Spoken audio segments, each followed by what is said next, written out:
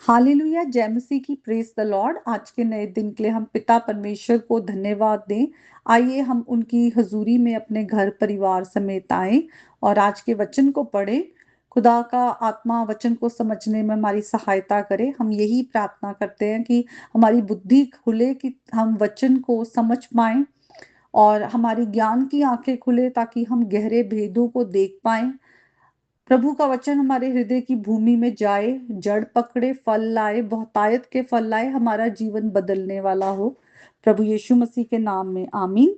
आज का वचन पहला यूहन्ना उसके 3 अध्याय से है, 4 से लेकर 10 आयत तक पढ़ेंगे।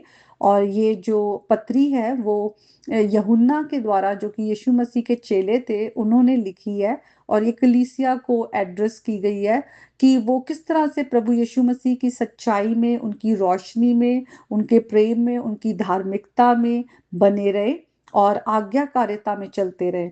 तो यहाँ पर जो यूहन्ना है वो लिखते हैं, जो कोई पाप करता है वे व्यवस्था का विरोध करता है, और पाप व्यवस्था का विरोध है। तो परमेश्वर ने जो व्यवस्था बनाई है हमारे लिए कि हम उस व्यवस्था में चलें, ताकि हमारा ही भला होगा। हम सच्चाई के रास्ते में चलेंगे, परमेश्वर के रास्ते में।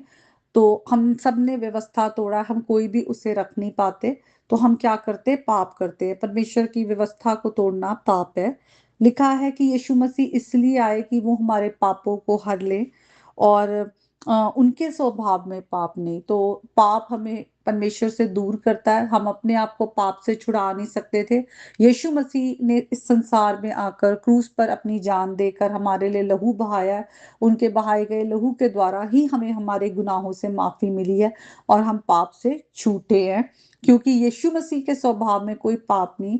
वो जो है, उनके लहू के द्वारा ही हम माफी पा सकते थे।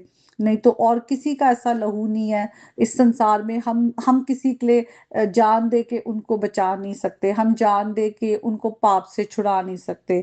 तो यीशु मसीह ही हैं जो संसार के उद्धार करता है।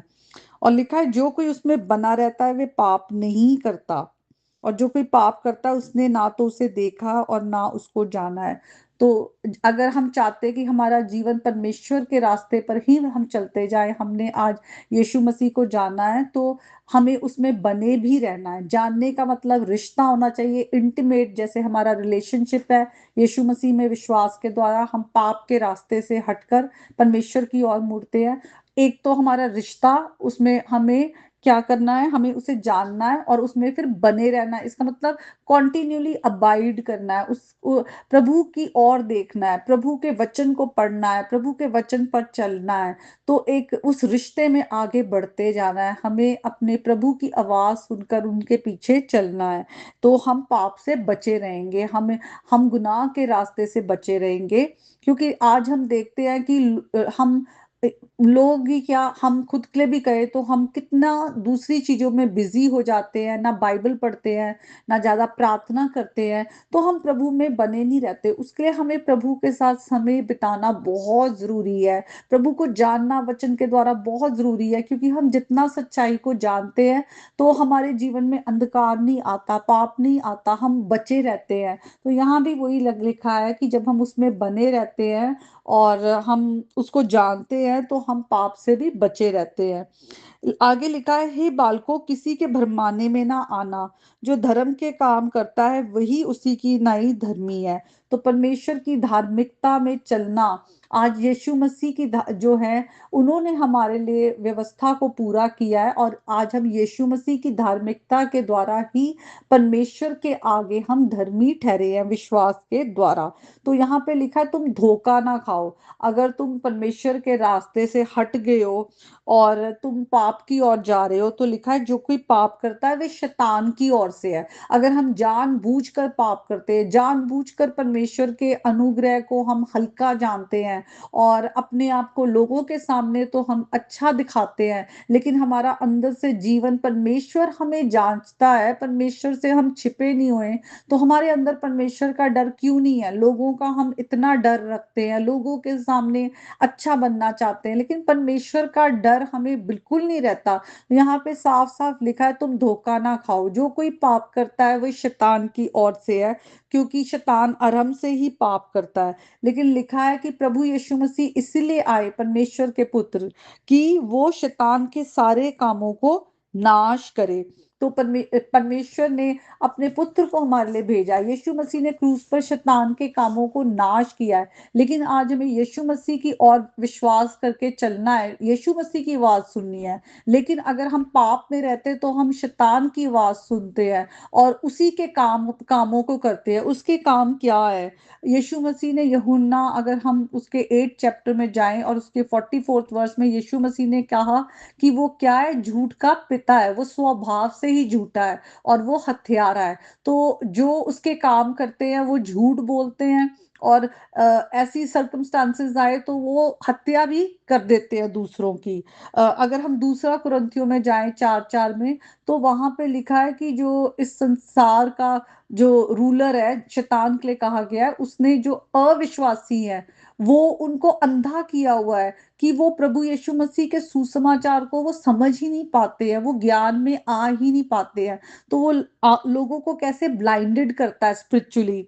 वो और क्या करता है, वो लोगों को पाप में गिराता है। जैसे यीशु मसीह को उसने किस तरह से चाहा कि वो उन पर टेम्पटेशन जो है, परीक्षाएं लेकर आई, लेकिन यीशु मसीह ने वचन के साथ शैतान का सामना किया। लेकिन आज जब हम वचन नहीं पढ़ते तो हम कितनी जल्दी, जब वो हमारे पे टेम्पटेशन लेकर आता है तो हम गिर जाते हैं, उसकी बातों में आ जाते, शैतान के झूठ को सुन लेते हैं और हम उसी के कहने पे चलते हैं। वो सच्चाई को हमेशा तोड़ मड़ोड़ के हमारे पास लेके आता है। जैसे अदन के बाग में हवा के पास वो तोड़ मड़ोड़ कर लाया।